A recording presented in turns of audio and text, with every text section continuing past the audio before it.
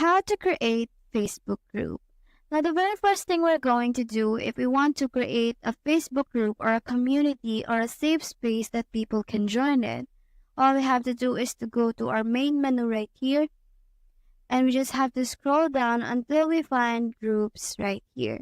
So we just have to tap on that, and we are able to see every groups that is created that can be joined by us. However, if we want to create a Facebook group, all we have to do is to tap on this plus button right here. And now we are given a choices whether we want to create a post in the group that we've joined or create a group. So we just have to tap on create a group right here. And now we can name our group. Let's say right here. And now we can choose whether we want it to be private or public. So we just have to tap on that. And now we can pretty much tap on create group right here. And now our Facebook group is being created.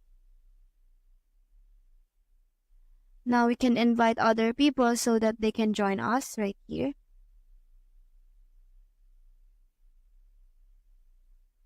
Right there. So we have created this specific Facebook group. So that's how to create Facebook group. Hope we help.